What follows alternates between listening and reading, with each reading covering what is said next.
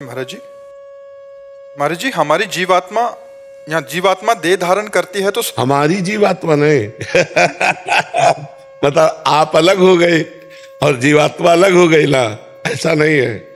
आपका देह, आपकी बुद्धि, आपका स्वभाव ये अलग है, आप जीवात्मा है ना।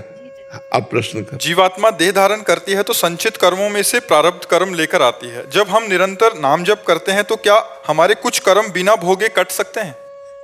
प्रारब्ध तो नहीं कटेंगे, जो प्रारब्ध रूप में आ गए। क्योंकि आप लोग कितना भजन करेंगे, संत महात्मा तो रात दिन लगे रहते हैं। बड़े बड़े संतों को देखो, भोगना पड़ता है नहीं।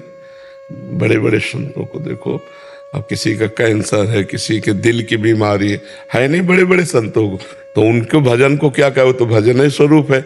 दिन रात भजन करते हैं, फिर भी शरीर का भोग उनको भोग, तो संचित कर्म भस्म हो जाते हैं और क्रियमाण जो नए कर्म है ये निष्फल हो जाते हैं।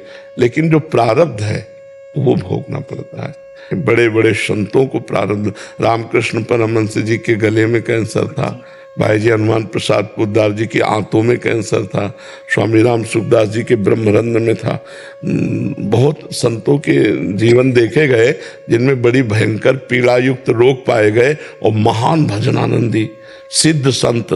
तो हमें लगता है कि प्रारब्ध एक ऐसी वस्तु है जो भोग कर ही कटती है। महाराज जी, अगर वो अंदर संकल्प ले नहीं सकता। जो मिटाने लायक हो जाते हैं वो संकल्प नहीं लेते, और जो संकल्प लेते हैं वो उसे मिटता ले। दोनों बात समझो। इतना नाम रूपी भजन हो गया कि अब उनको लगता है कि शरीर को, जैसे सांप पुरानी केचुल पर कोई प्रेम नहीं करता, ऐसे संत जन शरीर से प्रेम नहीं करते, तो उसके मिटाने की कोई बात सोचते नहीं। और जो मिटाने की बात सोचते हैं उनके पास वो धन नहीं होता उतना नाम रूपी कि उसे मिटा दे। जैसे आप लोग सोचो कि प्रारब्ध नष्ट हो जाए, नहीं होगा, भोगना पड़ेगा। अब भजन नई खेती है और पुराना प्रारब्ध आया है तो वो भोगना पड़ता है।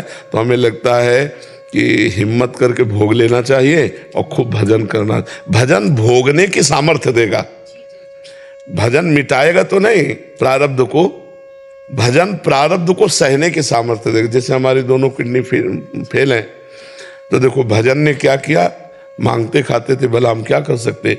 ये भजन का श्री जी का प्रताप कि हर व्यवस्था ऐसी है, मतलब व्यवस्थाएं मारी घूम रहे हैं। जो शब्द कहें कि व्यवस्थाएं मारी घूम रहे हैं, तो किसके बल से? भगवान के। प्रारब्ध नहीं मिटाया, व्यवस्था कर दी। अच्छा, ऐसी स्थिति में भी हम प्रवचन कर रहे हैं, हम सत्संग कर रहे हैं, ये उनकी कृपा है। प्रारब्ध इतना बुरा और कर्म इतना अच्छा करवा रहे हैं, तो ये भगवान की कृपा से मिलता है। नहीं अगर मिटने वाली बात होती तो डायलिसिस कराने की जरूरत क्या थी, इसे मिटा दिया जाता। तो हमें लगता है कि ये जो लोगों को भ्रम में फंसाते कि छूछा करके, जंतुर बांध करके, राख वाख दे के हम किसी का तुम्हारा रोग नष्ट कर देंगे, बिल्कुल झूठी बात है। कौन काहू के सुख दुख कर दाता, निज कृत कर्म भोग सुन भ्राता। अब जैसे अस्पताल गए हमें कोई पीड़ा है और हम ठीक हो गए, तो औषधि प्रायश्चित हुआ, ऑपरेशन प्रायश्चित हुआ, पैसा लगा, उससे प्रायश्चित हुआ, वो ठीक हो गया। तो हमें लगता है प्रारब्ध भोग लेना चाहिए और नाम जप को भगवान की प्रसन्नता के लिए, तो हमारा आगे अच्छा होगा। अब हमारा जो आगे होगा ना वो बहुत अच्छा होगा। महाराज जी, जो प्रारब्ध है ये ट्रांसफर किया जा सकता है? हाँ, पर उसके लिए दोनों सर भाई जी महाराज ने, हाँ, उसके लिए दोनों क्या है कि जैसे एक बार हमने देखा तो मोबाइल में एक सिस्टम है, ब्लूटूथ सिस्टम, दोनों समान, तो फिर हो सकता है। तो समान मिलना मुश्किल होता है, हमारी ही स्थिति का समान हो तब हम ट्रांसफर, और वो भी चाहे तो, दोनों चाहें तो फिर ऐसा हो सकता है। पर वो समान स्थिति, जैसे राधा बाबा भाई जी दोनों समान स्थिति के महापुरुष थे, तो उन्होंने घसीट लिया राधा बाबा के प्रारब्ध को और अपने, पर भाई जी को वही रोग हुआ जो राधा बाबा को होना था।